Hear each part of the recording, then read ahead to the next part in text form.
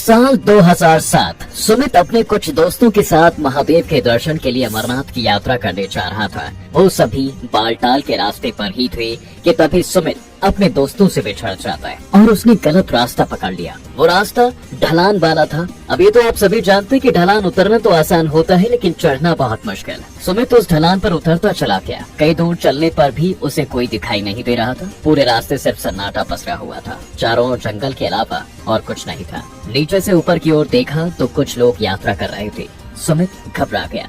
उसने सोचा कि कहाँ फंस गया हूँ मैं। दूर दूर तक कोई इंसान नहीं दिखाई दे रहा है। मैं मदद के लिए बुलाऊं भी तो किसे बुलाऊं।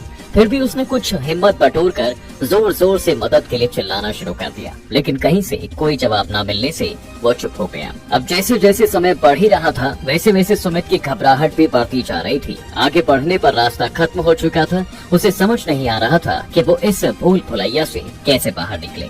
उसकी आंखों से आंसू निकलने लगे थे। उसने हाथ जोड़े और प्रभु से कहा, हे महादेव, आपके दर्शन करने आए थे। अब आपकी जो इच्छा वो करो मेरे साथ। मैं अपना जीवन आपके हवाले करता हूँ। सुमित समझ चुका था कि यहाँ से निकलना उसका असंभव है, क्योंकि ढलान के रास्ते में वो ऊपर बढ़ता भी तो कैसे। जान का खतरा था और अगल बगल हजारों फीट गहरी खाइयाँ, मानो जैसे उसे निकलने के लिए ही खड़ी हो। दूर दूर तक ना तो कोई खच्चर वाला दिखाई दे रहा था और न ही कोई पिट्ठू वाला। सुमित ने आंख बंद की और महादेव का नाम लेना शुरू कर दिया। तभी उसे किसी के चलने की आवाज सुनाई देती है।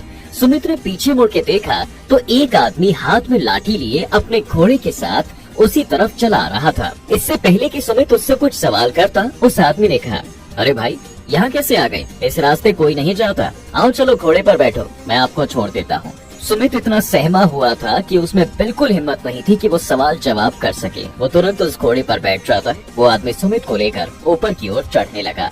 ऊपर सुमित के दोस्त उसका इंतजार कर रहे थे। वो उनके पास पहुँचने ही वाला था कि इतने में उस आदमी ने कहा, अब तुम यहीं उतर जाओ, इसके आगे मैं नहीं जा सकता, मुझे कहीं और जाना है। सुमित ने कहा कि आप बताइए आपके कितने पैसे हुए हैं, मैं आपको दे देता हूँ। उस व्यक्ति ने कहा, नहीं, मुझे पैसे नहीं चाहिए, तुम बस अपना ध्यान रखना, अभी तुम्हें वापस भी आना है, इसलिए ध्यान से रास्ते पर चलना। सुमित के मन में दोस्तों कई सवाल थे, लेकिन दोस्तों से दोबारा से मिलने की खुशी इतनी थी कि वो उनसे कुछ पूछ ही नहीं पाया। वो तुरंत अपने दोस्तों के गले लग गया। तभी उसने सोचा कि मैं कम से कम उस आदमी को धन्यवाद तो कह ही दूं। वो तुरंत दौड़ के उसके पास गया। वहाँ जाकर उसने जो देखा, उसने सुमित के होश उड़ा दिए, क्योंकि उसे वहाँ दूर दूर तक कोई भी दिखाई नहीं दिया, ना कोई आदमी ना घोड़ा। सुमित सोच में पड़ गया था, आखिर इतनी जल्दी कोई कैसे गायब हो सकता है। सुमित के दोस्त तुरंत उसके पास आए और बोले, तुम्हारे चेहरे का रंग क्यों उड़ा है, क्या बात है? सुमित ने उन्हें जब सारी बात बताई तो दोस्तों ने कहा, महादेव के दर्शन करने आए थे तो वो कैसे तुम्हें अकेला छोड़ देते? वो भगवान शिव ही थे जिन्होंने तुम्हें सही सलामत हम लोगों तक वापस पहुंचाया। और देखो, काम होते ही वो गायब हो गए। दोस्तों, सुमित की आंखों में आंसू आ गए।